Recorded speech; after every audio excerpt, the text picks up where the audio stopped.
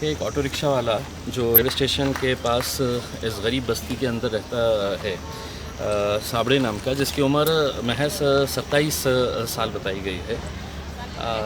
वो लड़के ने आत्महत्या की है। वो रिक्शा चलाता था, रिक्शे के ऊपर लोन था और ऐसे पीरियड के अंदर जब कारोबार नहीं चल रहा है तब बैंक वाले, फाइनेंस वाले फ़ोन कर के उन्हें परेशान कर रहे थे।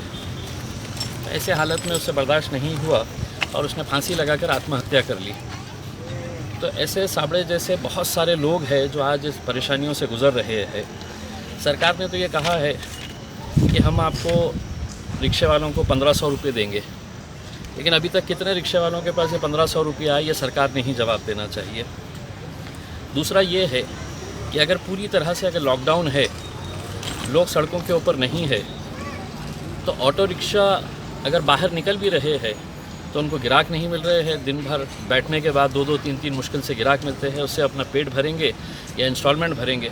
तो हमारी मुख्यमंत्री उद्धव ठाकरे साहब से और प्रधानमंत्री साहब से विनती है कि टीवी के ऊपर आते वक्त इन गरीबों के बारे में भी फ़िक्र करें, क्योंकि ऐसे नौजवान लड़कों की अगर मौत हो रही है, वो अपनी जान दे रहे हैं, तो इसके लिए कोई ना कोई तो ज़िम्मेदार है और ये ज़िम्मेदारी सीधा सरकार के ऊपर जाती है। हम सरकार से यही अनुरोध करते हैं कि साबड़े जैसा दोबारा केस हमारे शहर के अंदर या हमारे राज्य के अंदर नहीं होना चाहिए। इसकी पूरी दक्षता देकर सरकार ने जल्द से जल्द इनको किस तरह की राहत दी जा सकती है, चाहे वो फाइनेंस कंपनियों की तरफ से और बैंक के जितने भी रिकवरी एजेंट्स हैं। हमने पुलिस को और प्रशासन को साफ़ तरीके से ये ताकीद की है, ये बताया है कि अगर कोई ज़ोर ज़बरदस्ती की गई कोई फाइनेंस कंपनी की तरफ से और बैंक्स की तरफ से, क्योंकि इस पीरियड के अंदर लोगों को पैसा देने के लिए है ही नहीं, और ये रिकवरी एजेंट्स अगर दादागिरी के बल के ऊपर कभी गाड़ियाँ उठाकर लेकर जा रहे हैं, कभी उनके घर वालों को परेशान कर रहे हैं, तो ये किसी सूरत के अंदर बर्दाश्त नहीं किया जाएगा।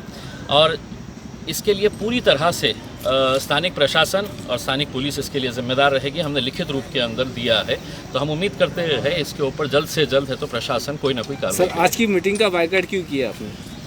देखिए, उस मीटिंग के अंदर मैंने जाने का इसलिए फ़ैसला नहीं किया कि एक तरफ मीटिंग में जाकर सिर्फ ये सुनना कि हमने कितना अच्छा काम किया है, और दूसरी तरफ ज़मीन के ऊपर इस तरह अगर कोई गरीब ऑटो रिक्शा वाला अपनी जान गंवा रहा है, अपनी जान दे रहा है, सिर्फ इसलिए कि प्रशासन और सरकार की अनदेखी हो रही है इन लोगों की तरफ, तो मेरा यहाँ आना ज़्यादा अहम था, ना कि उस मीटिंग के अंदर बैठकर जो सिर्फ अपनी पीठ थपथपाते हैं कि हमने कितना अच्छा काम किए है करके। अगर अच्छा काम किए होते तो शायद ये लड़के की जान बच जाती थी। आज उसके परिवार के ऊपर क्या बीत रही है, उसके माँ के ऊपर, उसकी पत्नी के ऊपर क्या बीत रही है, शायद उस मीटिंग के अंदर बैठे अधिकारियों को एहसास नहीं है।